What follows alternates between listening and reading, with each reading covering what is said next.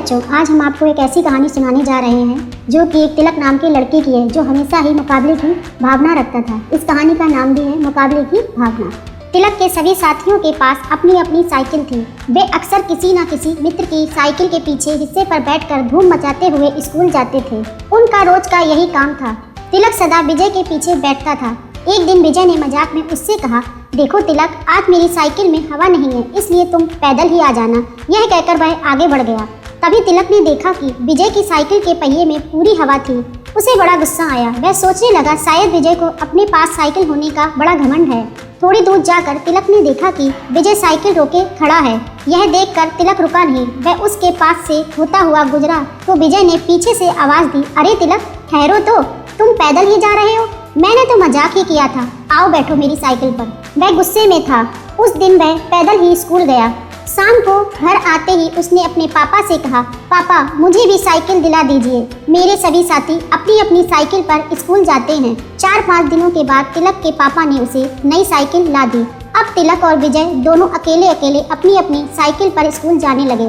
तिलक के मन में अब भी विजय के लिए गुस्सा था, इसलिए वह विजय को नीचा दिखाने के चक्कर में रहने लगा। एक दिन तिलक ने मन ही मन यह फैसला कर लिया कि उसे अपनी साइकिल सदा विजय से आगे रखनी है। 2-3 दिन बाद विजय भी उसकी इच्छा को भांप गया। अब जब यह टोली स्कूल जाती तो तिलक और विजय में होड़ सी लगी जाती। दोनों ही अपनी साइकिल एक दूसरे के आगे निकालने की कोशिश में लगे रहते। कभी तिलक आगे निकल जाता, कभी विजय। कुछ दिनों तक इसी तरह चलता रहा। एक दिन सभी मित्र स्कूल से घर आ रहे थे। वर्षा के कारण सड़क पर काफी फिसलन थी। जब वे सड़क का मोड़ मुड़ने लगे तो विजय से आगे रहने की कोशिश में तिलक की साइकिल का पहिया फिसल गया और वह धड़ाम से एक ओर गिर गया। तिलक को गिरता देख सभी मित्र रुक गए। विजय ने भी अपनी साइकिल रोकी। उसने आगे बढ़कर तुरंत तिलक को उठा लिया।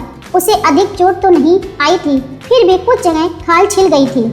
यह देखकर विजय ने कहा, यह सब हमारी मुकाबले की भावना के कारण ही हुआ है। यदि हम दोनों में एक दूसरे से आगे रहने की होड़ नहीं होती तो तुम्हें यह चोट नहीं लगती। आज के बाद सदा तुम ही आगे रहना, मैं तुम्हारे पीछे ही रहूंगा। विजय की बात सुनकर तिलक का मन पसीज गया। शर्मिंदा होकर उसने कहा, नहीं विजय, गलती तो मेरी ही है। मेरे मन में यही भावना आई थी कि मैं सदा तुमसे आगे रहकर तुम्हें नीचा दिखाऊं। मैं ये भूल गया था कि सड़क पर मुकाबले की भावना रखकर साइकिल नहीं चलानी चाहिए। अब मेरी आंखें खुल गई हैं, मुझे माफ कर दो। इस कहानी से हमें ये सीख मिलती है कि सड़क पर मुकाबले की भावना से साइकिल या दूसरा वाहन नहीं चलाना चाहिए। प्यारे बच्चों, आपको हमारी कहानी कैसी लगी? कमेंट्स बॉक्स में जरूर बताना। धन्यवाद।